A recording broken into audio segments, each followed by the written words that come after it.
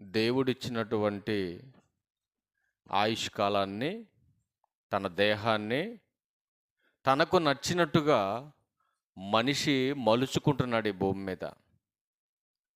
అంటే దేవుడిచ్చిన ఆయుష్ను మనిషి ఏం చేస్తున్నాడంటే వ్యర్థపరుచుకుంటున్నాడు.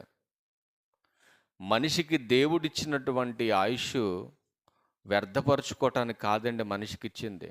ఈ విషయం తెలియనటువంటి చాలామంది తమ జీవితాలను తమ చేజేతుల ద్వారా పాడు చేసుకుంటున్నారండి.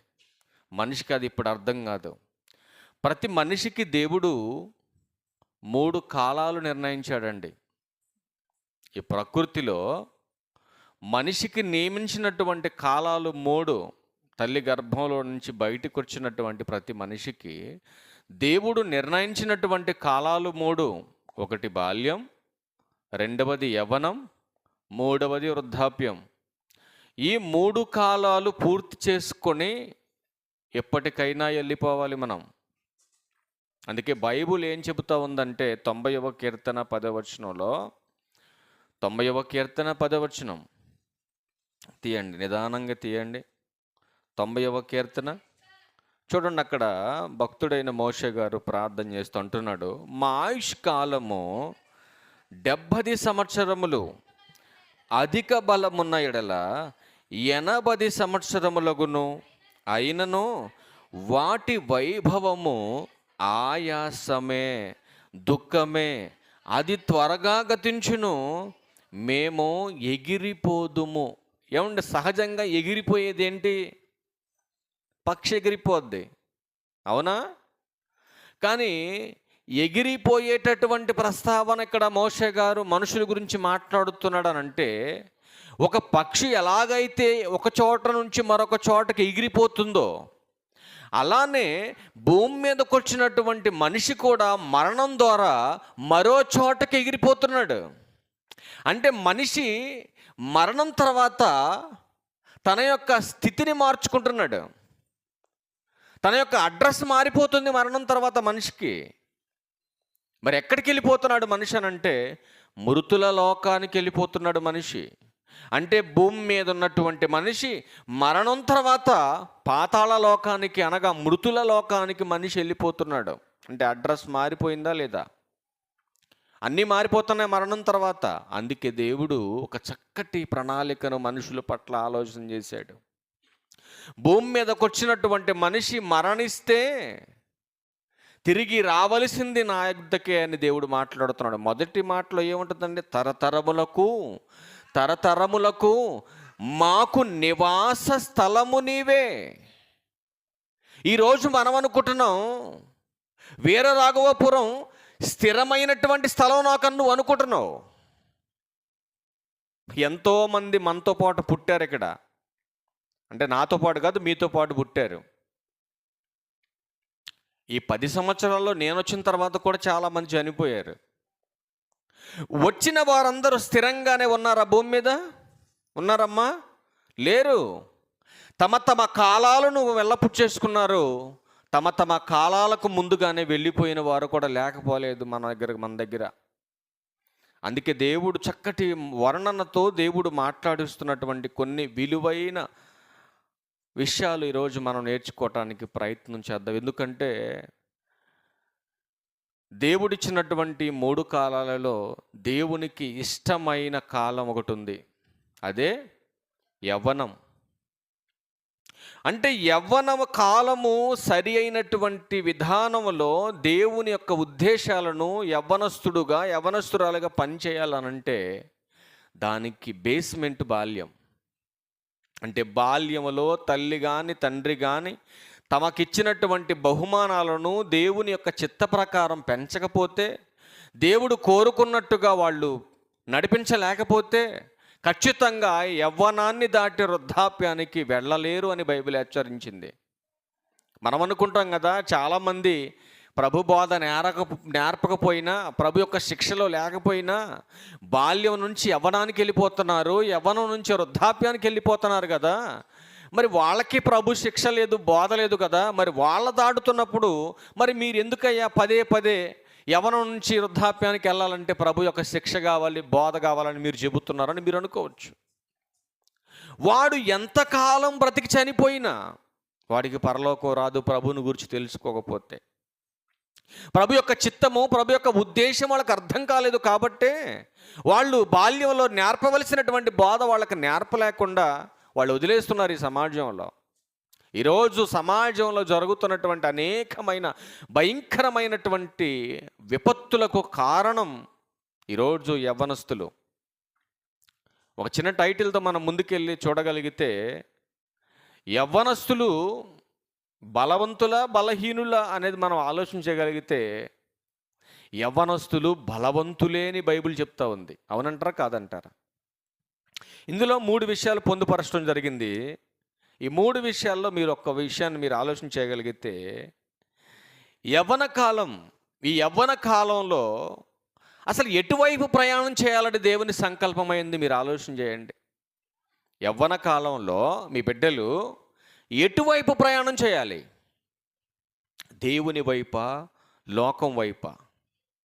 దేవుని వైపే అని మనం మాట్లాడుతూ ఉంటాం, కానీ దేవుని వైపుకు మళ్ళీ ఆలోచన యవ్వనస్తులకి ఉండదు. దేవుని వైపుకి మళ్ళించే ఆలోచన తల్లిదండ్రులకి ఉండదు. అందుకే ఆయన అంటున్నాడు కదా, నీ బిడ్డలు ఎవరితో సహవాసం చేస్తున్నారు ఈ సమాజంలో? ఇది ఆలోచించవలసినటువంటి అవసరత ప్రతి తల్లికి తండ్రికి ఉంది. ప్రియమైన దేవుని వారలారా, ఏ తల్లి ధన్యురాలుగా కనపడుతుంది ఈ సమాజంలో? ఆనాడు ఉన్నటువంటి చరిత్రను మనం తవ్వి చూస్తే 66 పుస్తకాలలో ఏ తల్లి ధన్యురాలు అనేది మనం ఆలోచన చేయగలిగితే, ఒక అన్నగారు మనకు కనపడతా ఉంది, ఒక ఎలిజబెత్ మామ గారు మనకు కనపడతా ఉంది, ఒక మరియ మనకు కనపడతా ఉంది, ఒక లోయ మనకు కనపడతా ఉంది. చాలామంది తల్లులు మనకు కనపడుతున్నారు. మంచిగా బిడ్డల్ని తమ ఆలోచన ప్రకారం కాకుండా దేవుని చిత్త ప్రకారం పెంచినటువంటి తల్లులు. ఏమండి, బిడ్డల్ని చెడగొట్టుకొని తమ బిడ్డలు తమ కళ్ళ ముందే పతనం అయిపోయినటువంటి పరిస్థితులు కూడా మనకి బైబిల్ గ్రంథంలో స్పష్టంగా కనపడతా ఉంటాయి. అదంతా మనం చెప్పుకోవడానికి సమయం లేదు. కానీ ఈరోజు యవ్వనస్తులు బలవంతుల బలహీనుల అనేది మనం ఆలోచన చేయగలిగితే, అసలు యవ్వనస్తుల ప్రయాణం ఎటువైపు వెళ్ళిపోతుంది? దేవుడు అంటున్నాడు, యవ్వనం చాలా ప్రయోజనకరమైనది, కానీ ఈరోజు యవ్వనస్తులు ప్రమాదంలో ఉన్నారు. ఎందుకు ప్రమాదంలోకి వెళ్ళిపోతున్నారు యవ్వనస్తులంతా అనంటే, ప్రభు యొక్క శిక్ష, ప్రభు యొక్క బోధ వాళ్ళకి నేర్పకపోవటమే, సరైనటువంటి అవగాహన లేనటువంటి స్థితిలో వాళ్ళని పెంచలేకపోవటమే ఇట్లాంటి పరిస్థితుల్లోకి వాళ్ళు దారి తీస్తున్నారు అనే భావనతో 66 పుస్తకాలలో దేవుడు చాలా పొందుపరిచాడండి. చాలా పెద్ద పాఠం, కానీ కొద్ది నిమిషాలు మాత్రమే నేర్చుకొని మనం వెళ్ళిపోవటానికి ప్రయత్నం చేద్దాం. ఎందుకంటే మన బిడ్డలు బాల్యము నుంచి యవ్వనానికి రాబోతున్నారు. యవ్వనం నుంచి వృద్ధాప్యానికి వెళ్ళాలనంటే వాళ్ళకి సరి అయినటువంటి బోధన, శిక్షణ వారికి పెట్టాలి. ఇప్పుడు జ్వరం తగిలి అందరికీ బలహీనత వచ్చిందా లేదా? అందరికి నొప్పులు, నీరసాలు. ఇప్పుడు ఎక్కడికి వెళ్ళినా వైద్యులు ఏం చెబుతున్నారండి? పేషెంట్లకి వైద్యులు ఏం చెబుతున్నారు? ఈ నీరసం పోవాలంటే ఏం చేయమంటున్నారు? బలమైన ఆహారం తీసుకోండి, బలమైన ఆహారం, ఫ్రూట్స్ తీసుకోండి, మంచి టాబ్లెట్స్, మెడిసిన్స్ వాడండి, మంచి యాక్టివ్గా మీరు ఉండాలంటే మంచి మందు తీసుకోండి మీరు. అదేం చెప్పేది? దేవుడు కూడా బలహీనులైన మనల్ని బలపరచటానికి తన ఉచితమైన కృపను తన మాట ద్వారా, తన వాక్కు ద్వారా మనకు అందించబోతున్నాడు. అందుకే నీ పిల్లలు అసలు ఎవరితో సహవాసం కలిగి ఉన్నారు? కొన్ని మాటలు మనం బైబిల్లో చూసే ప్రయత్నం చేద్దాం. సామెతల గ్రంథం 13వ అధ్యాయము 20వ వచనాన్ని చూద్దాం ఒకసారి. సామెతల గ్రంథము చూడండి ఏం మాట్లాడుతున్నాడు. ఎవరు మాట్లాడుతున్న మాట ఇది? భక్తుడైన సొలొమోను గారు మాట్లాడుతున్న మాట. చదువమ్మా. జ్ఞానుల సహవాసము చేయువాడు, చూడండి ఏం మాట్లాడుతున్నాడు, చాలా జాగ్రత్తగా మీరు వినాలి. జ్ఞానం కలిగిన వారితో సహవాసం చేస్తే నీ కొడుకైనా కూతురైనా జ్ఞానం కలిగిన వారు అవుతారు. అదే మూర్ఖుల సహవాసం చేస్తే నీ కొడుకైనా కూతురైనా చెడిపోతారు. ఇందులో పెద్ద ఆశ్చర్యపోయే పని ఏం లేదు. అప్పుడప్పుడు మనోళ్ళు చెప్తూ ఉంటారు, ఒరే నాన్న వాళ్ళ ఇంటికి వెళ్ళమాక. చెప్పారా లేదు ఎప్పుడైనా మీ అమ్మ మీ నాన్న మీకు? మా నాన్న అయితే ఛాన్స్ సార్లు చెప్పాడు నాకు, వాళ్ళ ఇంటికి వెళ్ళమాక, వాళ్ళ జతకి వెళ్ళమాక, వాళ్ళు ఉన్న చోట నువ్వు ఉండమాక. ఇది మన అమ్మ నాన్న చెప్పటమే కాదండి, మన కోసం దేవుడు తన అపారమైన ప్రేమ చేత మొదటి కీర్తనలో మొదటి మాట రాయించాడు. చూడండి ఒకసారి ఆ మాట. అసలు బైబిల్ తీకుని చెప్పొచ్చు ఆ మాట. మనం ఎప్పటి నుంచి మనం పుట్టిన కాడి నుంచి చదువుకుంటున్నాం ఆ మాట. మొదటి కీర్తనలో మొదటి మాటే మనకు రాకపోతే 66 పుస్తకాల్లో మనకేమీ రాదు. విన్నారంటే ఏముంది అక్కడ మొదటి కీర్తన మొదటి వచనంలో? దుష్టుల ఆలోచన చొప్పున. ఎవరు చెప్తున్నాడు ఇది? అందరికి చెబుతున్నాడు ఇది. నీ కూతురైనా నీ కొడుకైనా యావత్ కుటుంబాన్ని చెబుతున్నాడు. అంటే సంఘానికి కూడుకున్న వారందరూ చెబుతున్నాడు. ఇప్పుడు నీ కొడుకు జ్ఞానం కలిగిన వాడిగా ఉండాలంటే దుష్టుల ఆలోచన చొప్పున నడిస్తే జ్ఞానం కలిగిన వాడు అవుతాడా? అస్సలు అవ్వలేట. అందుకే ఆయన మాట్లాడుతున్నాడు, నీ సహవాసం ఎవరితో ఉంది ఈ భూమి మీద? జ్ఞానం కలిగిన వారితో ఉందా, మూర్ఖులతో ఉందా? జ్ఞానం కలిగిన వారితో ఉంటే జ్ఞానం కలిగిన వాడు అవుతావు. అదే మూర్ఖులతో ఉంటే నువ్వు చెడిపోతావరయ్యా అంటున్నాడు. ఈరోజు ప్రతి తల్లి తండ్రి తమ బిడ్డలు పతనమైపోవాలన్న ఆలోచనతో పెంచుతున్నారా? గొప్పోళ్ళ వాళ్ళని పెంచుతున్నారా? ఏమ్మా, నా బిడ్డలు నాశనం అయిపోవాలని పెంచే తల్లిదండ్రులు ఉన్నారు ఎక్కడైనా? ఉన్నారా? అలా అనుకోరు. కానీ నా బిడ్డలు బంగారంలా ఉండాలి, నా బిడ్డలు గొప్పవారిగా ఉండాలని మనం అనుకుంటూ మోసపోతున్నాం మనం. అవునంటారా కాదంటారా? మన బిడ్డలు గొప్పవారుగా ఉండాలి అనుకుంటూ మోసపోతున్నాం మనం. ఎలా మోసపోతున్నాం? ఈరోజు ఈ ప్రొజెక్టర్ తేయడానికి మా అత్తగారింటికి వెళ్తే ఇంత పెద్ద ఫోన్ పట్టుకొని తిరుగుతుంది ఇలా ఆఫీసర్ లాగా. మా మేనగోళ్ళండి బుడ్డది పట్టుకొని ఇలా ఆఫీసర్లా తిరుగుతుంది. దాంట్లో ఛార్జింగ్ లేదు. మళ్ళీ అంటది, ఇందులో బ్యాలెన్స్ అయిపోయింది మాము, రీఛార్జ్ అయ్యి దీనికి. నేను దగ్గరికి పిలిచి అన్నాను, ముందు దీనికి ఛార్జింగ్ పెట్టన్నా. ఛార్జింగ్ పెట్టింది. ఛార్జింగ్ పెట్టి మళ్ళా వచ్చింది, దీనికి బ్యాలెన్స్ అయ్యి మామ అని కూడా ఇట్లా ఒప్పుకుండా వచ్చింది. నేను అన్నా, ఎందుకు నీకు బ్యాలెన్స్ అన్నాను? గేములు చూస్తుందండి. ఇందులో గేములు నీ బతుకు చివరికి ఒక గేమ్గా మారిపోద్ది. చూడంగా 24 గంటల్లో కనీసం ఒక 10 నిమిషాలు కూడా చూడను ఫోన్. నేను వాక్యం చదివేటప్పుడు బైబిల్ తీసుకున్నప్పుడు మాత్రం తప్ప మిగతా టైంలో ఎవరైనా ఫోన్ చేసినా కూడా ఈ మధ్యకాలంలో మామూలు టైంలో కూడా ఫోన్ పట్టుకోవట్లేదు నేను. ఎందుకంటే దీనికి ఎంత దూరంగా ఉంటే అంత ఆరోగ్యంగా ఉంటాం మనం. ఇది ఎంత ఎక్కువ వాడితే అంత తొందర చచ్చిపోతాం మనం. గుర్తుపెట్టుకోండి మీరు. ఫోన్ ఎంత ఎక్కువగా వాడితే అంత తొందర చచ్చిపోతారు మీరు. గుర్తుపెట్టుకోండి ఈ విషయాన్ని. మీ ఆరోగ్యాన్ని మీరు చెక్ చేసుకోవచ్చు. ఒక్క వారం ఫోన్ వాడకుండా పక్కన పెట్టేసేయండి, ఒక వారం అంతా ఫోన్ వాడండి, మీకే అర్థమైపోద్ది. నేను చెప్పనక్కర్లే. వారం అంతా ఎందుకు మీ బతుక్కి, ఒకరోజంతా ఫోన్ వాడండి. ఆ రోజు ఫోన్ వాడటానికి ముందు ముఖంలో నీ అర్థం చూసుకో. ముఖంలో ఎందుకు? ఒకసారి ఫోటో తీసుకొని ముఖాన్ని ఫోన్ వాడేటప్పుడు, సాయంత్రం ఫోటో తీసుకొని చూసుకొని ముఖం ఎలా ఉందో. అప్పుడు శవానికి నీకు ఏం తేడా ఉండదు. అప్పుడు బాగా ఫోన్ వాడాలి. గుర్తుపెట్టుకోండి మీరు, వాళ్ళ ముఖాలు శవ రూపంలో ఉంటాయి. గుర్తుపెట్టుకోండి. బాగా ఫోన్ వాడాలి. వాళ్ళు బలంగా కూడా ఏం పని చేయలేరు. ఈ ఫోన్ని మంచి కోడోళ్ళు ఉన్నారు, చెడుకి వాడేవాళ్ళు కూడా ఉన్నారు. అలా అని చెప్పేసి అందరిని తప్పుడోళ్ళని నేను చెప్పట్లేదు, నా ఉద్దేశం కూడా కాదు.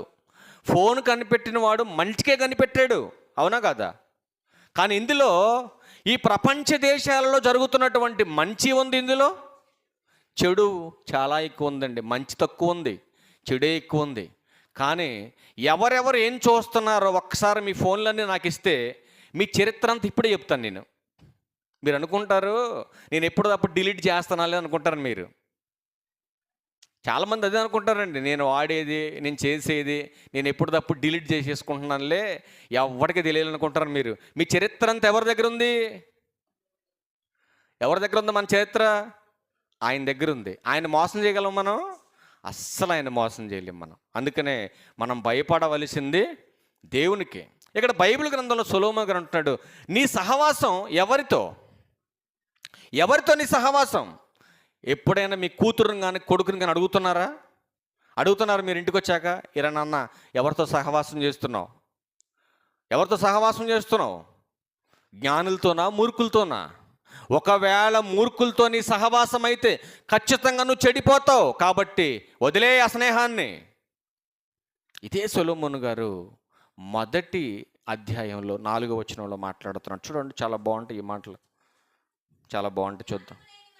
చూడండి, జ్ఞానము లేని వారికి బుద్ధి కలిగించుటకును యవ్వనులకు తెలివియు వివేచనయు పుట్టించుటకు తగిన సామెతలు. ఎవరికంట? యవ్వనస్తులకు. చాలా ప్రాముఖ్యమైనటువంటి సబ్జెక్ట్ ఉందండి ఈ సామెతల గ్రంథంలో. ఈరోజు యవ్వనస్తులు తమ ప్రవర్తనను దిద్దుకొని దేవుని ఉద్దేశాలను, దేవుని చిత్తాన్ని నెరవేర్చాలి అని అంటే ఈ భూమి మీద చాలా మూలమైనటువంటి సందేశాలు ఈ సామెతల గ్రంథంలో మనకు కనపడతాయి. ఎవరెవరికి జ్ఞానం కలిగిస్తుంది? బుద్ధి లేనటువంటి వారికి, యవ్వనులకు తెలివియు వివేచన పుట్టించడానికి తగినటువంటి సామెతలు ఇవి. ఇదే మాట 10వ వచనంలో కూడా ఆయన ఏమంటున్నాడు చూడండి. నా కుమారుడా, పాపులు నిన్ను ప్రేరేపింపగా అస్సలు ఒప్పుకోవద్దు. నువ్వు చేసేది జ్ఞానులతో సహవాసం అయితే, తగినటువంటి జ్ఞానం నీలో ఉంటే, ప్రభు యొక్క శిక్షలో బాధలో నీ తల్లిదండ్రులు నిన్ను పెంచుతూ ఉంటే, ఒక్క మాట మనం మాట్లాడతాం. నా కొడుకు బంగారం అండి, నా కూతురు బంగారం అంటాం మనం, అవునా కాదా? ఏమంటే బంగారం మార్కెట్లో ఉన్న బంగారమే, అంగడిలోకి వచ్చిన బంగారమే, మన ఇంటికి వచ్చిన బంగారమే, మనం తాకట్టు పెట్టిన బంగారమే, ఎక్కడైనా పారేసుకున్న బంగారమే. బంగారానికి విలువ ఏం తగ్గుద్దా? పోద్ది ఎక్కడైనా? మనం తాకట్టు పెట్టినప్పుడు అలాగే ఉంటుంది, మనం కొనుక్కొచ్చుకున్నప్పుడు కూడా అలాగే ఉంటుంది. బంగారం విలువ ఎక్కడున్న బంగారానికి విలువ తగ్గుద్దా? తగ్గదండి. అలాగే మన పిల్లలు ప్రభు యొక్క శిక్షలు బోధలో ఉన్నారనుకోండి, మన ఊరిలో ఉన్న ప్రభు యొక్క శిక్షలో బోధలో ఉంటారు. అంటే దేవుని యందు భయం భక్తి కలిగి ఉంటారు. పక్క ఊరికి వెళ్ళినా ఏముంటుంది వాళ్ళలో? భయం భక్తి ఉంటుంది వాళ్ళలో. అలా కాకుండా మనం పెంచేటటువంటి పెంపక లోపం ఉందనుకోండి, మనం ఉన్నప్పుడు యాక్ట్ చేస్తారు, మనం లేనప్పుడు ఏం చేస్తారు? వాళ్ళకి నచ్చినట్టుగా తిరుగుతూ ఉంటారు. ఇప్పుడు మనం ఉన్నప్పుడు మనం చెప్పింది మనం వింటారు, మనం లేనప్పుడు స్నేహితులు చెప్పింది వింటారు. కానీ భయం భక్తి ఉన్నవాడు ఏం చేస్తాడంటే ఎవరు ఏది చెప్పినా అది దేవునికి విరోధం అయితే, అది లోక సంబంధమైంది అయితే అస్సలు ఒప్పుకోడు. అవునంటారా కాదంటారా?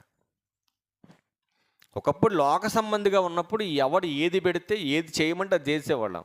ఇప్పుడు ప్రభువులోకి వచ్చేసిన తర్వాత ఏది చెయ్యాలో ఏది చేయకూడదో స్పష్టంగా బైబిల్ చెప్తా ఉంది ఇప్పుడు. కాబట్టి పాపులు నిన్ను ప్రేరేపించినప్పుడు అస్సలు నువ్వు ఒప్పుకోవద్దు అంటున్నట్ట. ఏం పర్లేదులేరా, ఏం పర్లేదులే, ఏం కాదులే, ఒక్కసారికి తాగు, ఒక్కసారికి తిను, ఈ ఒక్కసారికి రా చూద్దాం, ఇట్లా ప్రేరేపించేవాళ్ళు లేరా స్నేహితులు? చాలామంది ఉన్నారండి. అలా అనుకొని ప్రాణాలు పోయిన వాళ్ళు కూడా లేకపోలేదు. అందుకే దేవుడు హెచ్చరిస్తూ ఉన్నాడు, పాపులు నిన్ను ప్రేరేపిస్తారు, ఖచ్చితంగా ప్రేరేపిస్తారు. అలా ప్రేరేపించినప్పుడు అస్సలు నువ్వు ఒప్పుకోవద్దు అంటున్నాడు దేవుడు. అలా ఒప్పుకొని నువ్వు పాపంలోకి వెళ్ళిపోవద్దు అంటున్నాడు దేవుడు. 15వ వచనం కూడా చూడండి, దాంట్లో 15వ వచనం, నా కుమారుడా, నీవు వారి మార్గమున పోవద్దు. వాళ్ళు చెప్పిన దానికి నువ్వు ఒప్పుకున్నావు అనుకో, నెక్స్ట్ నువ్వు చేసే పని ఏంటి? వాడు వెనకాల వెళ్ళిపోతావు. ఇక నెక్స్ట్ ఏమంటున్నాడు? నీ పాదములు అసలు వాళ్ళ మార్గాన్ని వెళ్ళొద్దు, నువ్వు వాళ్ళు చెప్పింది వినొద్దు, వాళ్ళు చేసే పనుల దగ్గర నువ్వు ఉండొద్దు. ఇప్పుడు మొదటి కీర్తనలో అదే చెప్పాడు, దుష్టుల ఆలోచన చొప్పున నడవక, పాపుల మార్గాన నిలవక, అపహాసకులు కూర్చున్న చోట అసలు నువ్వు కూర్చోవద్దు. నీకు పని ఏంటి అక్కడ? అంటే నీ యవ్వనాన్ని నువ్వు కాపాడుకోవాలంటే దేవుడు చెప్పినట్టుగా నువ్వు బ్రతకాలి, దేవుడు కోరుకున్నట్టుగా నువ్వు ఉండాలి సమాజంలో. అందుకే ఆయన మాట్లాడుతున్నటువంటి చాలా విలువైనటువంటి సందర్భాలు మనం చూడగలిగితే, ఒకసారి యవ్వనస్తుల గురించి యెషయా గారు ఏం మాట్లాడుతున్నారు చూద్దాం. ఒక మాట, యెషయా గ్రంథం 40వ అధ్యాయము చూడండి, ఆయన ఏం మాట్లాడుతున్నాడు.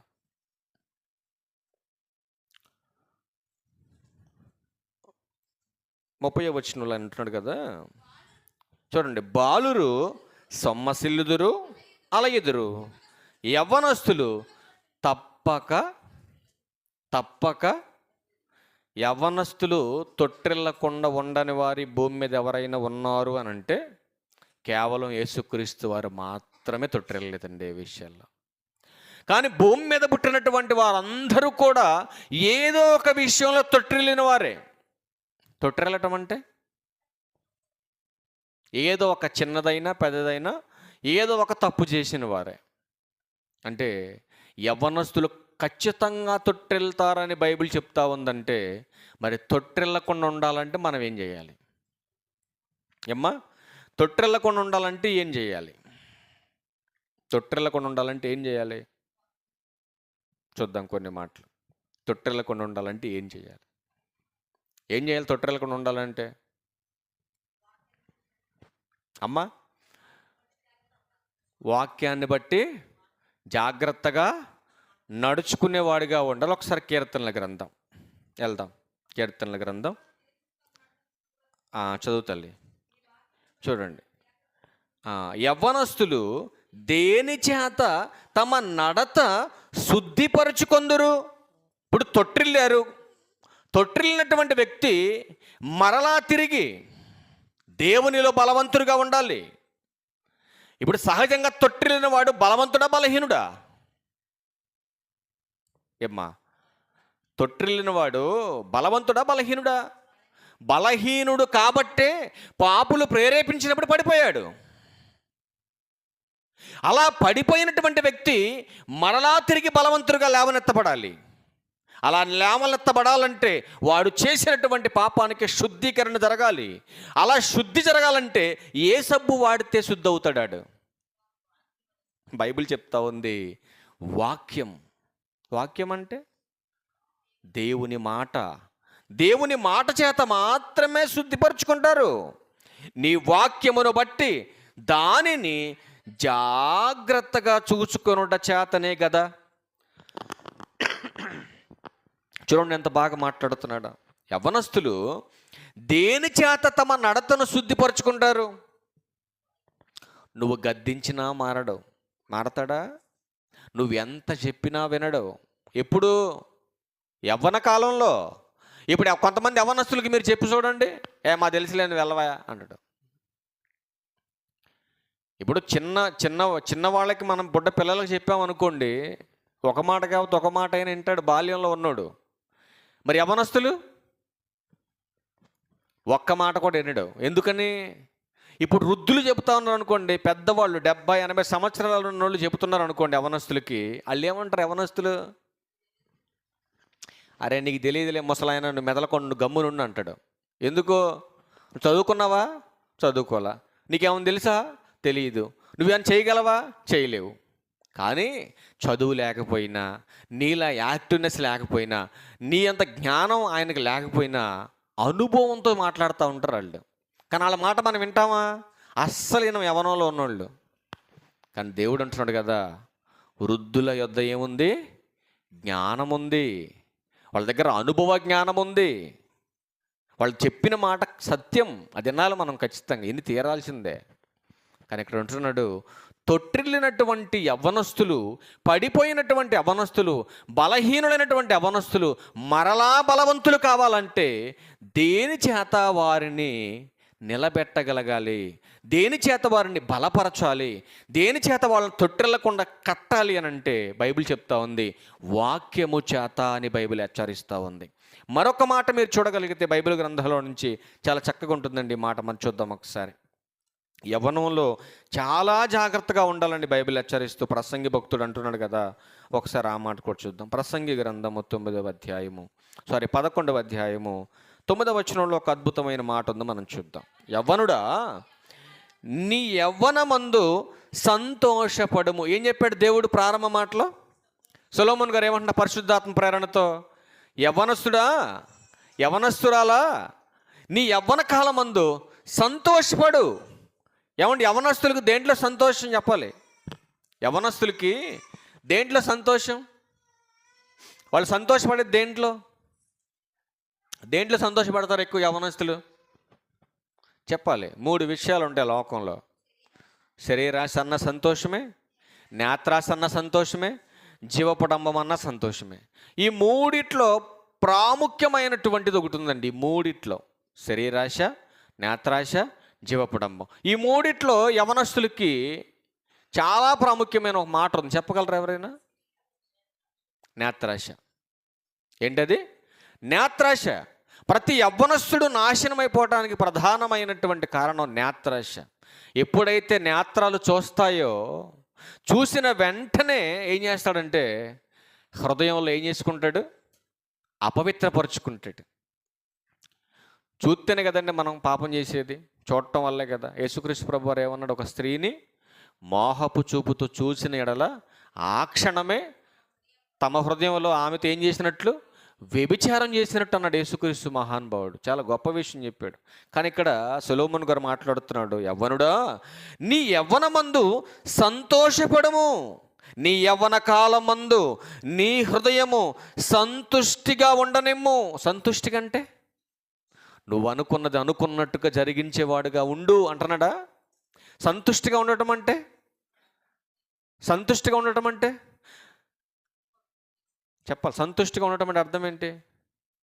అమ్మయ్యా ఇప్పుడు కడుపు నిండింది అన్నాం అనుకోండి, బాగా ఆకలితో ఉన్నాడు, మొత్తం తినేసి ఏమంటాడు? అమ్మయ్యా నా ఆకలి తీరిపోయింది అంటాడు. ఇక్కడ యవనస్తుడు కూడా తినాలనుకున్నాడు, తాగాలనుకున్నాడు, ఏదో చేయాలనుకున్నాడు, వాడు అనుకున్నవన్నీ చేశాడు అనుకోండి, వాడు ఏమనుకుంటాడు? అమ్మయ్యా నేను అనుకున్నవన్నీ కూడా చేశాను. ఇప్పుడు చేద్దాం అనుకున్నాడు, చేయలేకపోయాడు. ఇప్పుడు దీన్ని ఏమంటారు? సంతృప్త అసంతృప్త? అసంతృప్తి ఇది. కానీ దేవుడు ఏమన్నాడు? సంతుష్టి అన్నాడు. అంటే నువ్వు అనుకున్నది అనుకున్నట్టుగా చేసేయి, నువ్వేదనుకున్నా చేసేయి. ఏంటి దేవుడు ఎంత ఫ్రీడమ్ ఇచ్చాడు యవనస్తులకి? మొదటి మాటలు చదువుకుంటూ మనకు కిందకు వస్తూ ఉంటే మనకు అదే అనిపిస్తుంది. నీ యవన కాలమందు నీ హృదయం సంతుష్టిగా ఉండనిమ్ము, నీ కోరిక చొప్పునను నీ హృదయం యొక్క ఇష్టము చొప్పునను ప్రవర్తించు. చూసారని దేవుడు ఎంత ఫ్రీడమ్ ఇస్తున్నట్టు కనపడుతుందో మనకి. ఇప్పుడు ఆ కింద మాటలను తీసేసి ఇక్కడ మనకు ఫుల్ స్టాప్ పెట్టాడు. అక్కడ వరకు మనం ఈ మాటలు తీసుకున్నాం అనుకోండి, ఎంత బాగుందో మనకు చెప్పండి. దేవుడు చూసారా మా యవన కాలాన్ని ఎంత గొప్పగా హెచ్చించడం అనుకుంటావా లేదా? కానీ అలా చెప్పిన దేవుడు, లిస్ట్ ఇచ్చినటువంటి దేవుడు కిందకు వచ్చేలాగా మాట్లాడుతున్నాడు చూడండి. అయితే చూసారా ఏం మాట్లాడుతున్నాడు? నీ ఇష్టం చొప్పున, నీ కోరికల చొప్పున, నీ దృష్టి యొక్క చొప్పున, నీ ప్రవర్తన చొప్పున, టోటల్గా నువ్వేమనుకున్నావో ఆలోచనలో కానీ, క్రియల్లో కానీ, చూపుల్లో కానీ, సమస్త విషయములలో ఏదైతే నువ్వు అనుకున్నావో దాని అంతటిని బట్టి దేవుడు నిన్ను తీర్పులోనికి తెచ్చునని జ్ఞాపకముంచుకొనుము. అంటే ఇప్పుడు ఒళ్ళు దగ్గర పెట్టుకొని చేయమన్నట్టేనా ఇది? మీరు ఆలోచన చేయండి. నీకు నచ్చినట్టుగా చేయరా బాబు అని చెప్పట్లే దేవుడు. వీటన్నిటిని బట్టి నువ్వేం చూస్తున్నావో, నువ్వేం వింటున్నావో, ఏం ఆలోచిస్తున్నావో, నీ కోరికలు ఎలా పుడుతున్నాయో వీటన్నిటిని బట్టి దేవుడు తీర్పులోనికి తీసుకొస్తాడు.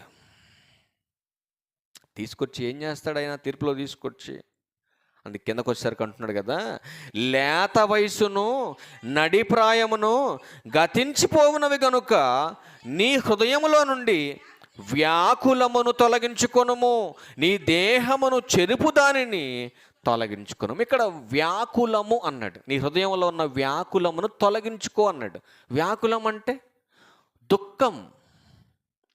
ఏదైతే నిన్ను దుఃఖపరిచే క్రియ ఏదైతే ఉందో ఈ సమాజంలో దానిని నువ్వు తొలగించేసేసుకో. నీ దేహాన్ని చెరిపేదాన్ని, నీ దేహానికి దుఃఖాన్ని తీసుకొచ్చేది ఏ క్రియ అయితే ఉందో దాన్ని తొలగించేసుకో. నీ దేహాన్ని చెరిపేదాన్ని ఏం చేయమంటున్నాడు? తీసేసుకో. ఏమండి ఇన్ని చెబుతున్నా మనిషి పాపాన్ని మానుతున్నాడా? మీరు ఆలోచించండి. దేవుడు నీకు దుఃఖం వస్తుందిరా బాబు, కష్టాలు వస్తాయి, బాధలు వస్తాయి, వాటన్నిటిని వదిలిపెట్టరా బాబు అని దేవుడు హెచ్చరిస్తున్నా మనిషి పాపాన్ని విడిచిపెడుతున్నాడా? పైపెచ్చి మనం ఏదైనా చెబితే ఏం మాట్లాడుతున్నారండి?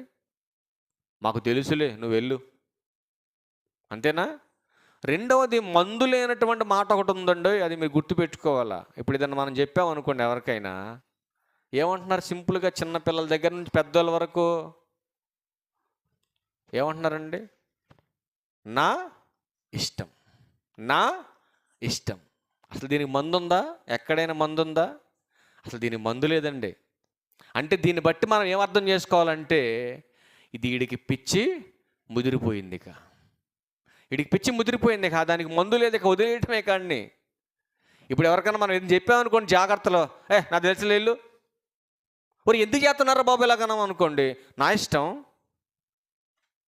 చాలామంది పిల్లలు చూడండి, ఎరా బాబు ఎందుకురా ఫోన్లో ఆడుతున్నామంటే నా ఇష్టం అంటారు లేదా? అన్నోళ్ళు లేరా? మా అమ్మే నాకు చెప్పదు, మా నాన్నే నాకు చెప్పడు, మధ్యలో నువ్వేంటి అంకులు మాకు చెప్తావు, నా ఇష్టం అంటాడు. ఇంకెవరికేం చెప్తాం మనం? వింటాడు ఎవడైనా మన మాట? అందుకనే మన బిడ్డల్ని మనమే ఏం చేయాలి? జాగ్రత్తగా మనం కాపాడుకోవాలి, జాగ్రత్తగా మనం పెంచుకోవాలి వాళ్ళని.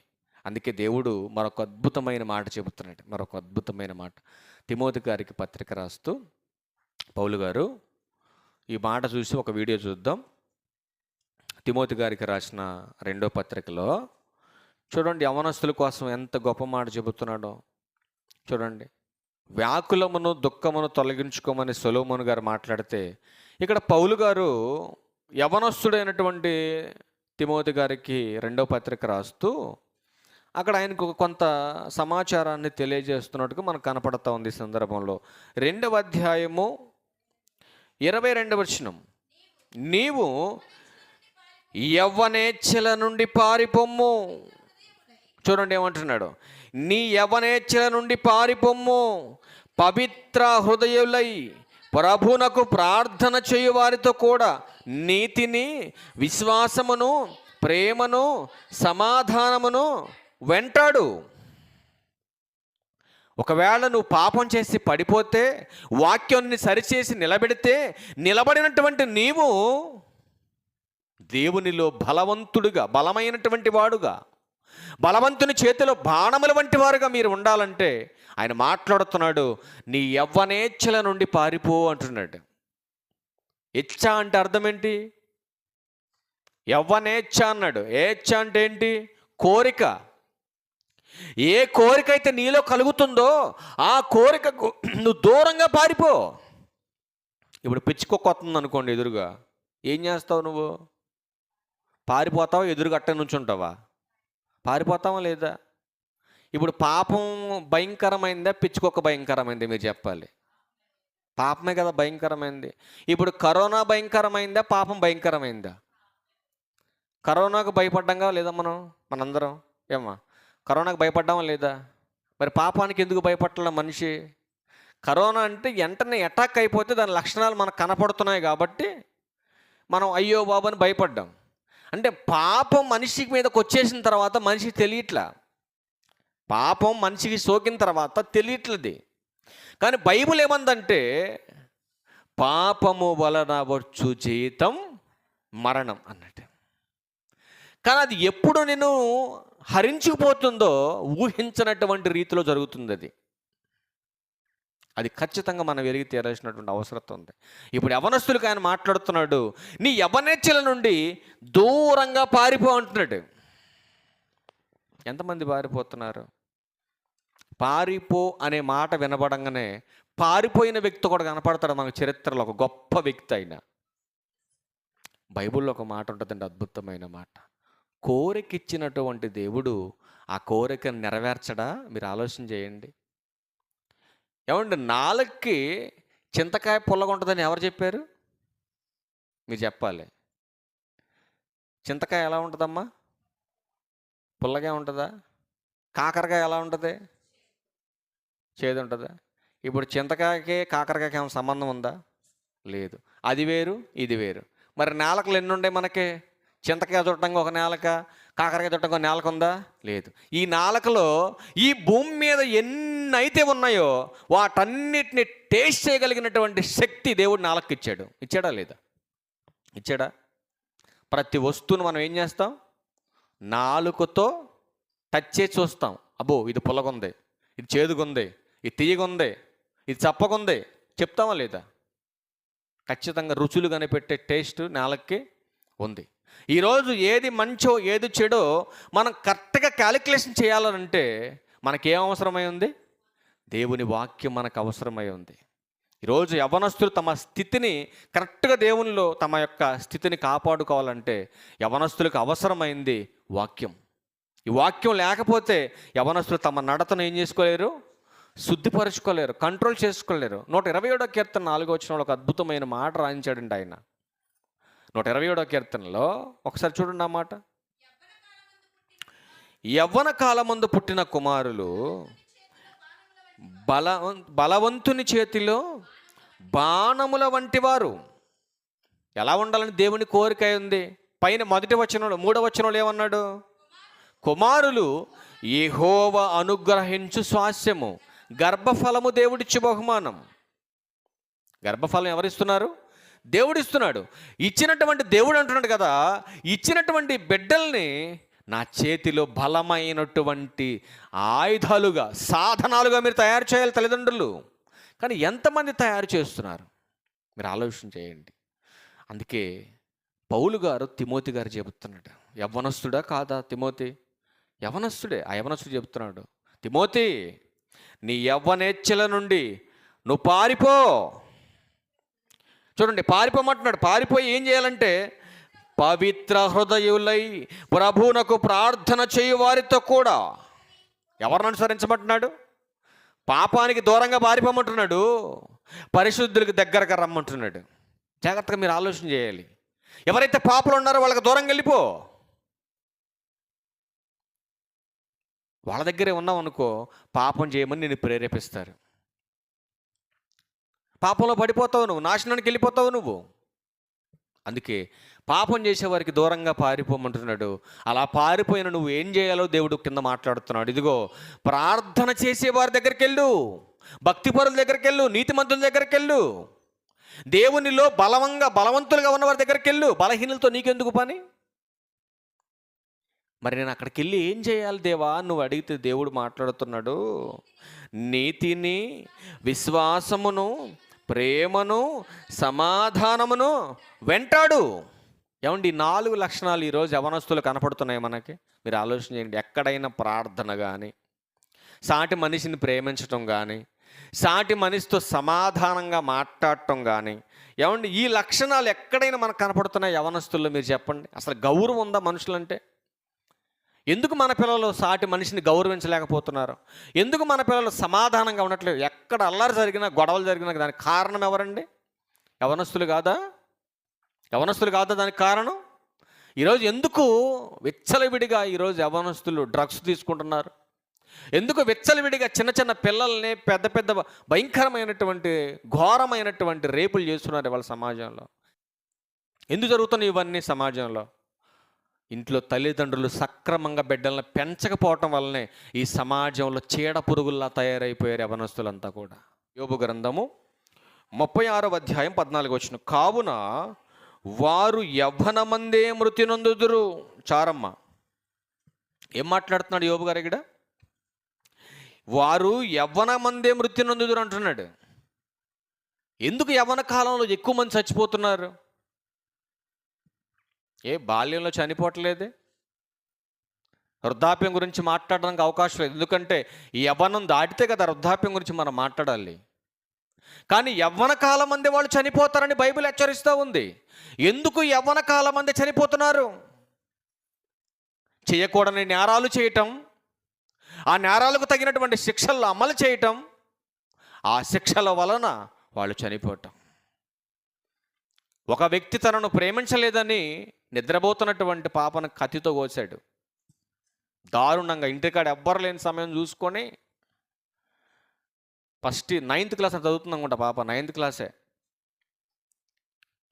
వాడిని ప్రేమించలేదని చెప్పేసి చిన్న ప్రాబ్లం వల్ల నీ వల్లే నన్ను తీసుకెళ్ళి 3 నెలలు జైల్లో పెట్టారన్న కక్షతో జైలు నుంచి బయటకు వచ్చినటువంటి 6 దినాలలో స్కెచ్ చేసుకున్నాడు. ఎవరో లేని సమయంలో ఇంటికి వెళ్ళిపోయి పేక్ కోసాడండి కత్తితో. కోసేసి పరారైపోయాడు. ప్రభుత్వం వాడు ఆచూకీ తెలిపిన వాడికి 50,000 రూపాయలు ఇస్తామని చెప్పేసి బహుమానం అనౌన్స్మెంట్ చేసింది చుట్టుపక్కల ఉన్న విశాఖపట్నం ఏరియా మొత్తం కూడా.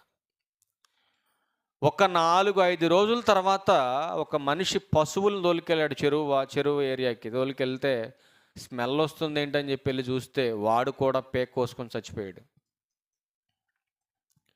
21 సంవత్సరాల వయసులో ఇంత భయంకరమైనటువంటి చావుకు గల కారణం ఏంటని మీరు ఆలోచించగలిగితే ప్రియమైన దేవుని వర్లరా, ప్రభు యొక్క శిక్షలో బోధలో ఈ సమాజం లేకపోవటం వల్లే. మరొక 3 వ్యక్తులు ఆల్రెడీ మీకు ఫోటోలు చూపించానో లేదో నాకైతే గుర్తులేదు, కానీ చిన్న చిన్న పిల్లలు, నేను 9th క్లాస్ 10th క్లాస్ పిల్లలు, మన రాము వాళ్ళ పిల్లలు అంత వయసు అండి వాళ్ళది. 3వ తరగతి చదువుతున్నటువంటి పాపను పాడు చేసి, 3వ తరగతి అంటే ఎంత ఉంటుందండి ఆ వయసు పిల్లకి? 9 సంవత్సరాలు ఉంటాయి ఆ పిల్లకి. ఆ చిన్న పిల్లని చంపేసి, ఈ 3 పిల్లలే 9th క్లాస్ చదువుతున్నటువంటి పిల్లలు, ఒకటి 10th అనుకోండి, అందులో ఈ 3 పిల్లలు చంపేసి, రేప్ చేసి చంపేసి ఒక సంచిలో వేసి, ఆ సంచికి మూట కట్టి దానికి ఒక రాయి కట్టి ప్రవహిస్తున్నటువంటి ఆ నీటి వాగులో పడేశారు ఆ పాపను తీసుకెళ్ళి. చుట్టుపక్కల ఉన్నటువంటి ఆ నీటికి సంబంధించినటువంటి బృందాలు ఎంతమందిని తీసుకొచ్చి గాలిస్తున్నా బిడ్డ ఆచూకీ దొరకలేదండి ఇప్పటి వరకు కూడా. రీసెంట్గా ఏమైనా దొరికిందేమో కానీ వార్తలు చుట్టం మానేశాను 10 రోజుల నుంచి. ఇప్పటికి ఆచూకీ దొరకలేదు. చితకబాతుంటే వాళ్ళు చెబుతున్న మాటలు ఏంటంటే, ఇదిగో శ్మశానంలో బాతి పెట్టాం, ఇదిగో అక్కడ పెట్టాం, ఇదిగో ఎక్కడ పెట్టామని చెబుతున్నారు, కానీ అసలు సత్యం చెప్పట్లేదు. అయినా బేవత్సంగా కొట్టారండి వాళ్ళని. కొట్టినా కూడా ఏమాత్రం లేదు. ఆ చిన్న బిడ్డలు ఆ చిన్న వయసులో అట్లాంటి పరిస్థితులకి కారణం అవటానికి ఎవరండి మూలం? తల్లిదండ్రులు కాదా? వాస్తవంగా చంపింది వీళ్ళైనా రాయగట్టి నీళ్లలో పడేసింది ఈ 3 పిల్ల తల్లిదండ్రులు. అందులో ఒకడు అన్నాడంట, ఎంతమంది బెటైలేని దింపినా కూడా ఆ పాపను పట్టుకోవడం మీ తరం కాదనంట. ఒకడు పుల్లు తాగి పోలీసులు రాత్రంతా పట్టుకొని చితకబాదారంటండి. ఎందుకు పట్టుకోలేవని, ఎందుకు మాట్లాడావు నువ్వు అని చెప్పానంటే, మీరు పట్టుకోలేరు అన్నాడంట. చివరికి కొట్టంగా నేరం ఒప్పుకున్నారు, చేసింది మేమే అని. కానీ పాప దొరకలే ఇప్పటికీ. ఈరోజు ఇలాంటి భయంకరమైనటువంటి పాపాలు చేయటానికి కారణం తల్లిదండ్రులు కాదా? మీరు ఆలోచించండి. దేవుడు అలా కోరుకోలేదే. దేవుడు అలా కోరుకోలేదండి. అపవాది ఎర్రలేస్తాడు, నిన్ను మోసం చేస్తాడు. ఆ తర్వాత ఎందుకురా ఈ బతుకు, చావనన్న చావరా అని 10 మందితో ఏలెత్తి చూపిస్తాడు, అనిపిస్తాడు ఆడే. చూసారు ఒక వీడియో, కుర్రాడు వీడియో వేసుకున్నాడు, దాంట్లో వీడియోలో రేపొద్దు నీ కూతురైనా నీ కొడుకైనా అంతే. తప్పు చేసేటప్పుడు వీడిని ఎగ్జాంపుల్ చూపిస్తాడు. రాము తప్పు చేసినప్పుడు నువ్వెందుకురా భయపడతావు? వెంకటేశ్వర తప్పు చేసినప్పుడు నువ్వెందుకురా భయపడతావు? వాళ్ళు చేసిన తప్పులతో పోల్చుకుని నీ తప్పు ఎంత చెయ్యి, వాడు సంతోషంగా చేస్తాడు. చేసిన తర్వాత అనిపిస్తుంది, 10 మందికి తెలిసిన తర్వాత 10 మంది అంటున్నప్పుడు అంటది దగ్గరకు వచ్చి, మళ్ళా ఎవరో ఒకళ్ళ ద్వారా అంటది, ఎందుకురా ఈ బతుకు చావనన్న చావచ్చేదానికి. లేరు అలాంటి వాళ్ళు? అప్పుడు అనిపిస్తుంది నీకు, ఎప్పుడు ఒక్క మాట అన్నటువంటి మా అత్త, ఎప్పుడు ఒక మాట అన్నటువంటి మా బాబాయ్, ఎప్పుడు ఒక మాట అన్నటువంటి వీళ్ళందరూ, ఇదిగో ఈ తప్పు చేయబట్టే కదా ఈ మాట అన్నారు నన్ను, నిజంగా బతికితే ఏంటి, చచ్చితే ఏంటి అనిపిస్తుంది నీకు. అప్పుడు ఆవేశంతో వెళ్ళిపోతావు, ఏ ఊరు వేసుకుంటావు, ఏ పురుగుల మందు చచ్చిపోతావు. ఈ పురుగుల మందు అనే టాపిక్ వచ్చేలా గుర్తొచ్చిందండి. ఒకడు ఉన్నాడు మా దగ్గర, చాలాసార్లు చెప్పాను, అడిగారే తాగమాకు, చిన్న బిడ్డలరా, యవనంలో ఉన్న భార్యరా, అన్యాయం అయిపోతారా, తాగమాకరా అంటే, నువ్వు కలిసినప్పుడల్లా నాకు ఇదే గోవాలనుకో, నన్ను గలవకుండా ఆపు మార్పించుకున్నాడు. ఆపు మార్పించుకుంటే మాత్రం డ్యూటీ ఎక్కేటప్పుడు గలుస్తాడుగా రిలీవింగ్లో. అప్పుడు చెప్పేవాడిని, రే నేను కలవట్లేదని చెప్పేసి నువ్వు ఇష్టానుసారంగా తాగమాకరా అని చెబితే సైలెంట్గా వెళ్ళిపోయాడు.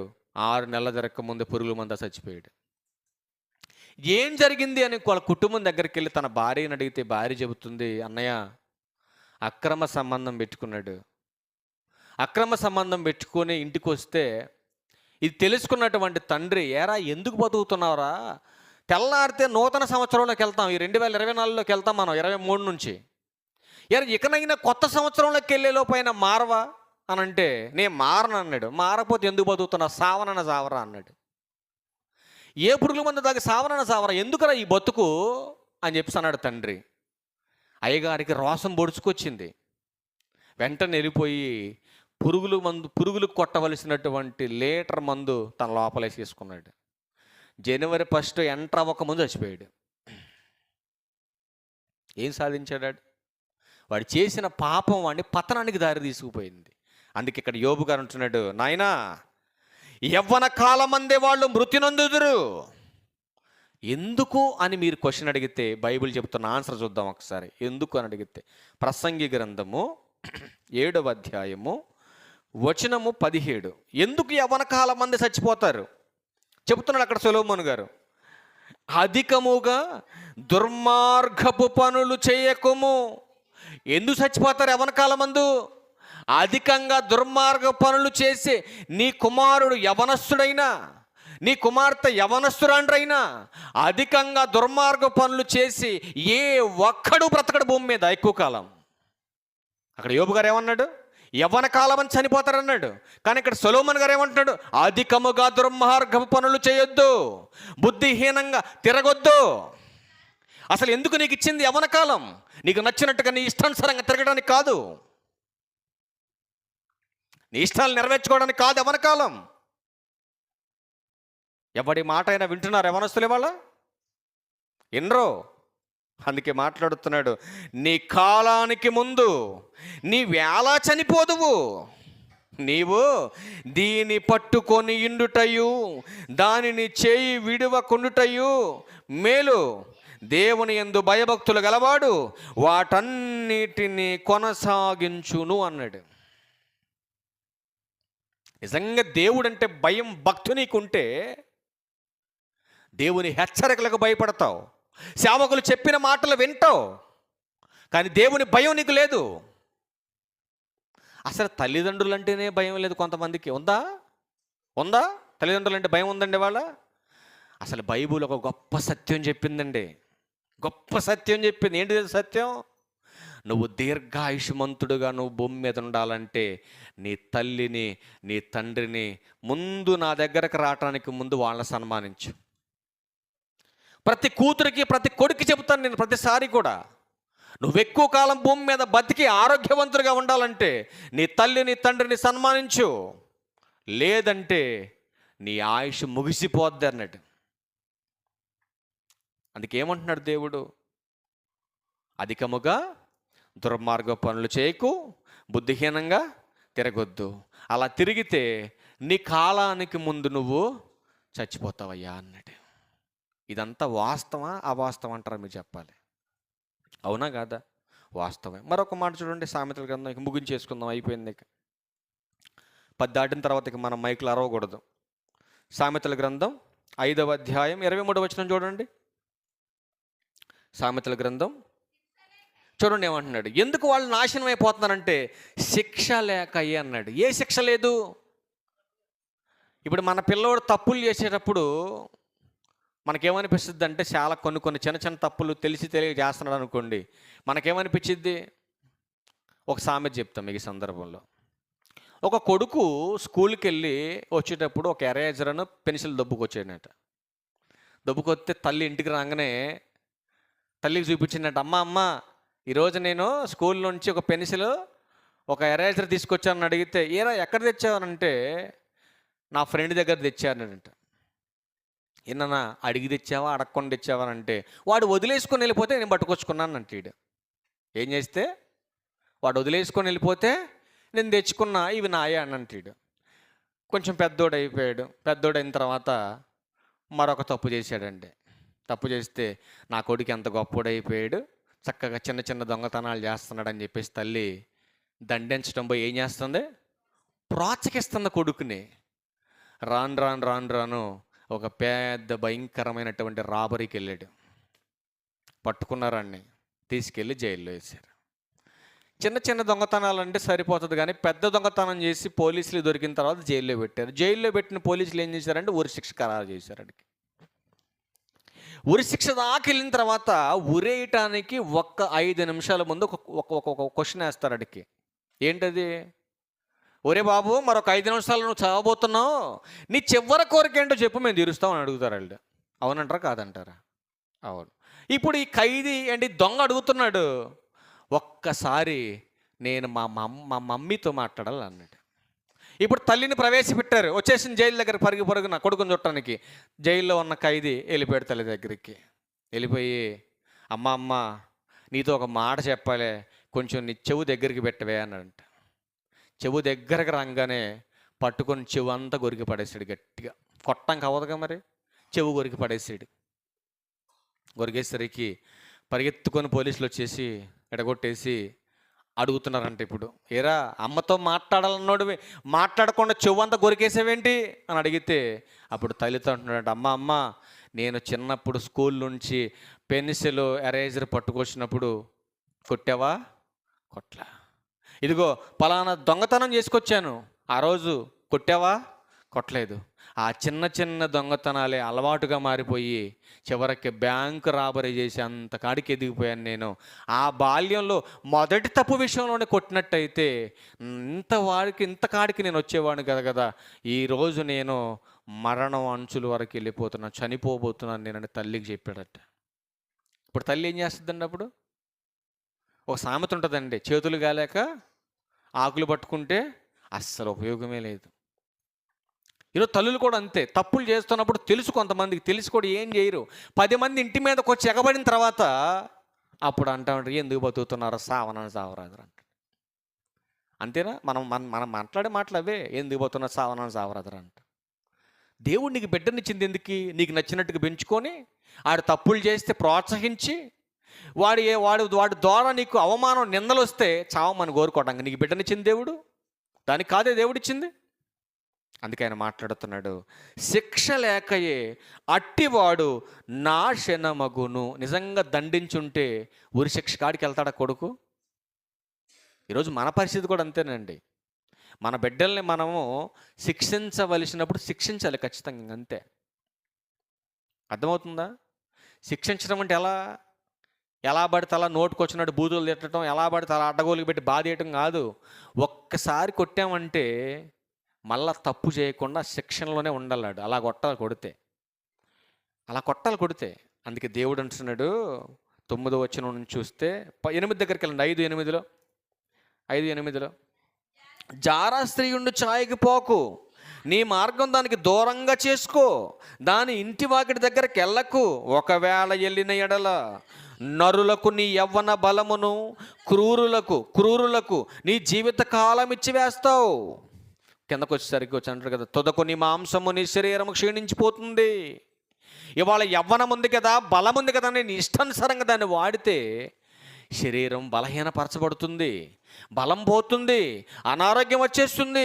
13 అప్పుడు అంటాడు కదా, నా బోధకుల మాట నేను వినకపోతిని, ఉపదేశకులకు నేను చెవియొగ్గలేకపోతిని, నేను సమాజ సంఘముల మధ్య నుండినను ప్రతి విధమైన దౌష్యమునకు లోబడుటకు కొంచెము ఎడమాయను అని నీవు చెప్పుకొనుచు మూలుగుచుందువు. అప్పుడు నువ్వు అనుకుంటావు, నువ్వు అయ్యో అంతా బాగున్నప్పుడు చెబుతూనే ఉన్నాడు అయ్యగారు, నేను వినలేదు, మా అమ్మ చెప్పేది వినలేదు, నా సంఘం చెప్పేది వినలేదు, ఇదిగో చూసావా నా పరిస్థితి, చావు దగ్గరికి వెళ్ళేసరికి నాకు ఇప్పుడు అర్థమైందని బాధపడతా ఉంటారు చాలామంది. ఏంటి అప్పుడు లాభం నీకు? ఆలోచించు ఒక్కసారి. అందుకే దేవుడు అన్నాడు, ఇదిగో మీరు నా చేతిలో బలమైనటువంటి వారుగా, బలవంతులుగా ఉండాలంటే మీరు లోకం వైపు కాదు చూడాల్సింది, లోకం వైపు కాదు మీరు ప్రయాణించవలసింది, నా వైపు ఉండాలి, నాతో ఉండాలి, నా చిత్తాన్ని నెరవేర్చాలి. నీ చిత్తాన్ని నెరవేరిస్తే ఏంటయ్యా మాకు ప్రయోజనం అంటే ఒక్క మాట చూసి మనం క్లోజ్ చేద్దాం. ఇక యోహాను గారు రాసిన మొదటి పత్రిక ఒక్క మాట చూద్దాం. ఒక్క మాట ఏంటి? ఆయన చిత్తాన్ని నెరవేరిస్తే ఏం జరుగుద్ది? యవనస్తులు ఆయన చిత్తాన్ని నెరవేరిస్తే ఏం జరుగుద్ది? ఒకసారి యోహాను గారు రాసిన మొదటి పత్రిక 2వ అధ్యాయం 17వ వచనంలో, లోకమును దాని ఆశయు గతించిపోవచ్చున్నవి కానీ దేవుని చిత్తమును జరిగించువాడు నిరంతరము నిలుచును అన్నాడు. ప్రతి యవనస్తుడు, ప్రతి యవనస్తురాలు గుర్తుపెట్టుకోవాలి, లోకము దాని ఆశ. ఈరోజు మీరు ఏదైతే ఆశపడి మీ యొక్క ఇష్టాన్ని, మీ యొక్క ఆలోచనలు, మీ యొక్క బలాన్ని బలవంతుడైన దేవుని ఇష్టానికి అయోగ్యంగా మీరు ఉపయోగిస్తున్నారో, ఆ లోకం ఒకరోజు ఏం చేస్తుంది? నిన్ను మోసం చేస్తుంది. అందుకే దేవుని చిత్తాన్ని నెరవేర్చేవాడు నిరంతరము నిలుస్తాడు. మరి దేవుని చిత్తాన్ని నెరవేర్చేవాడుగా నువ్వు ఉన్నావో, దేవుని చిత్తాన్ని నెరవేర్చినటువంటి వారుగా ఉన్నారో, ఈ యవ్వన కాలంలో మిమ్మల్ని మీరు చెక్ చేసుకోవాలి. మీ పిల్లల్ని ప్రభు యొక్క శిక్షలో, బోధలో కనుక మీరు సక్రమంగా పెంచలేకపోతే, ఒకనాడు యేసుక్రీస్తు ప్రభువారు 12 సంవత్సరాల ప్రాయంలోని యెరూషలేము దేవాలయంలో శాస్త్రులతో పరిసయ్యులతో ఏం చేశాడు ఆయన? ఒక యుద్ధం చేశాడండి. సత్యం పట్ల యుద్ధం చేశాడు. గలగజలు ఆడించేశాడు వాళ్ళందరినీ. ఆయన అడుగుతున్న ప్రశ్నలకి ఒక్కడ కూడా ఆన్సర్ చెప్పలేక గెలగెల్లాడుతున్నారు. అలాంటి అలు పెరగనటువంటి యోధుడుగా, మంచి జ్ఞానం కలిగిన వాడుగా ఉన్నాడు. ప్రభు ఎలా ఎదిగాడండి? దేవుని దయ్యందును మనుషుల దయ్యందును ఆయన వర్ధిల్లాడు. తన యవ్వనాన్ని కాపాడుకున్నాడు. ఈరోజు మీ యవ్వనాన్ని మీరు కాపాడుకోలేకపోతే మీ కాలానికి ముందుగానే మీరు వెళ్ళిపోతారని బైబిల్ చెప్పిన సత్యాన్ని గ్రహించాలని ప్రభుపేట మీకు మనవి చేస్తా ఉన్నా. చివరిగా కొన్ని సలహాలు మీ యొక్క యవ్వనస్తుల కోసం, కొన్ని సలహాలు మీకోసమే ప్రత్యేకంగా రాయటం జరిగింది. ప్రతి యవ్వనస్తుడు యవ్వనస్తురాలు బలవంతుడైనటువంటి దేవుని చేతిలో బాణముల వంటి వారుగా ఉండాలనంటే వాళ్ళకి అవసరమైనటువంటి 7 లక్షణాలు రాశాను నేను దీంట్లో. అది కూడా ఇందాక వచ్చిన తర్వాత కూర్చొని రాశాను నేను, సమయం లేక. ఈ 7 లక్షణాలు మీరు కలిగి ఉంటేనే మీ యవ్వన కాలంలో ఖచ్చితంగా మీరు వృద్ధాప్యానికి వెళ్ళగలుగుతారు. ఖచ్చితంగా దేవుని పనిని మీరు సక్రమంగా చేయగలుగుతారు. ఈ 7 లక్షణాలు కనుక మీలో లేకపోతే మీ యవ్వన కాలాన్ని సంపూర్తి చేసుకొని వృద్ధాప్యం దగ్గరికి వెళ్ళలేరు. ఒకవేళ వెళ్ళినా మీరు ప్రభు పనికి రాకపోతే పరలోకం మీకు ఎప్పటికీ రాదు. ఇది గుర్తుపెట్టుకోవాలి. ఈ 7 లక్షణాలు మీకు చెప్పేసి ఒక వీడియోను చూద్దాం. మొదటి లక్షణం చూడగలిగితే ప్రతి యవ్వనస్తుడు యవ్వనస్తురాలు విశ్వాసం కలిగి ఉండాలి. మొదటి పాయింట్ ఇది. ఏం కలిగి ఉండాలి? విశ్వాసం కలిగి ఉండాలి. రెండవ పాయింట్ చెబుతున్నాడు, సమాధానం కలిగి ఉండాలి. ప్రాముఖ్యమైనటువంటి మాట ఇది. సమాధానం ఉండాలి. సమస్యలు సృష్టించేవాడుగా చీడపురుగులా ఉండకూడదు ఈ సమాజంలో. మూడో విషయం చెబుతున్నాడు, నీతి కలిగి ఉండాలి. దుర్నీతి కాదు నువ్వు కలిగి ఉండవలసింది, నీతి ఉండాలి నీలో. నువ్వు ఎక్కడున్నా కూడా నా కూతురు బంగారం, నా కొడుకు బంగారం అని నీ తల్లిదండ్రి గుండెమే చేసుకొని చెప్పగలిగే నీతి నీలో ఉండాలి. పైన కేవలము నీతి అనే అలంకరణ మాత్రం వేసుకొని ఉంటే సరిపోదు, నీతి ఉండాలి నీలో. నెక్స్ట్ 4 చెబుతున్నాడు, పవిత్ర హృదయము కలిగి ఉండాలి. పవిత్ర హృదయం కలిగి నీ హృదయంలో ఏముండాలి? పవిత్రత ఉండాలి. దురాలోచన ఉండకూడదు. దుష్ట సంబంధమైన ఆలోచనలు నీలో ఉండకూడదు. పవిత్ర హృదయం కలిగి ఉండాలి. నెక్స్ట్ 5 చెబుతున్నాడు, వీటన్నిటితో పాటు ప్రార్థనా జీవితం ఉండాలి. ప్రార్థనా జీవితం. అప్పుడప్పుడండి మీరు ఏమన్నా అనుకోండి కానీ మా ఫ్యామిలీలో అందరికంటే బాగా ఎక్కువసేపు ప్రార్థన చేసేది ఎవరంటే నా కూతురేనండి. నా కూతురు ఎక్కువసేపు ప్రార్థన చేస్తుంది. ఒకరోజు ఇలాగ చేస్తూ ఉంటే ఏంటి ఇంకా మాట్లాడతాను, ఏంటి ఎవరు మాట్లాడుతున్నారు అని చెప్పేసి నేనే ఒకసారి లేచి చూశాను. ఏంటని చూస్తే ఇంకా మోకాళ్ళు లేచి ప్రార్థన చేస్తానే ఉంది. అప్పుడు అనుకున్నాను, నేను ప్రారంభంలో నేను బైబిల్ ట్రైన్ చేసేటప్పుడు నేను గుర్తొచ్చింది నాకు నేను చూసుకుంటే. ఎందుకంటే డైలీ మోకాళ్ళు వేసే వాళ్ళ కాళ్ళు రూపాకాయనంత మచ్చలు ఉంటాయండి వాళ్ళకి. ఇప్పటికే నా కాళ్ళకి అలాగే ఉంటాయి. ఎందుకంటే గంటల తరబడి ప్రార్థన చేసేవాడిని ఇంతవరకు. ఇప్పుడు ఎక్కువసేపు మోకరు లేకుండా నిలబడి ఎక్కువసేపు చేయగలుగుతున్నాను నేను. అయినప్పటికీ కూడా సంఘం పట్ల, నాకున్నటువంటి ఫ్యామిలీ పట్ల, చేస్తున్న జాబ్ విషయంలో, నా పరిసర ప్రాంతాల చుట్టూ ఉన్న వాళ్ళ కోసం ఎక్కువగా ప్రార్థన చేయకుండా పడుకుంటే ఆ రోజు నిద్ర పట్టదు నాకు. ఎందుకంటే చాలా బాధాకరంగా ఉంటుంది మనకు ఆ క్రమాన్ని తప్పించుకొని మనం ముందుకు పోతూ ఉంటే. అందుకే యవ్వనస్తులకి ముఖ్యమైనది ప్రార్థన జీవితం కలిగి ఉండాలి. వాటన్నిటితో పాటు ప్రేమ కలిగి ఉండాలి. ఏముండాలి? ప్రేమ ఉండాలి. 7వది యవ్వనేచ్ఛల నుండి పారిపోయేవాడిగా ఉండాలి. దేంట్లో నుంచి? యవ్వనేచ్ఛలు. నీ యవ్వన కాలంలో నీళ్ళు అనేకమైన కోరికలు పుడతాయి. ఆ కోరికలకు అపవాది ఎరలేస్తూ ఉంటాడు. ఆ ఎరలకు నువ్వు పడిపోకుండా దూరంగా పారిపోయేవాడిగా ఉండాలి. ఈ 7 లక్షణాలు నీలో కలిగి ఉంటే బలవంతుని చేతిలో బాణముల వంటి వారిగా ఉంటారు. యవ్వన కాలము దేవుని కాడి మోయు కాలం. ఈ 7 లక్షణాలు కనుక నీలో లేకపోతే ఈ యవ్వన కాలం దేవుడు నీకు ఇచ్చినందుకు దేవుడిని నువ్వు బాధ పెట్టిన వాడు అవుతావు. నీ కాలానికి ముందే వెళ్ళిపోతావని బైబిల్ హెచ్చరిస్తూ ఉంది. కాబట్టి ప్రతి యవ్వనస్తుడు యవ్వనస్తురాలు ఈ 7 లక్షణాలు కలిగి దేవుని యందు భయభక్తులు కలిగి దేవుడిచ్చిన ఆయుష్ కాలాన్ని సంపూర్తి చేసుకోవాలని ప్రభు పేరట మీకు మనవి చేస్తా ఉన్నా. మీ పిల్లలను కూడా దేవుని వైపుకు తిరిగేలాగా, దేవుని ఉద్దేశాలు నెరవేర్చేవారుగా మీరు తల్లిదండ్రులుగా మంచి బాధ్యతను తీసుకోవాలని ప్రభు పేరట మీకు మనవి చేస్తా ఉన్నా. అందరికీ వందనాలు. ఆమెన్. Thank you.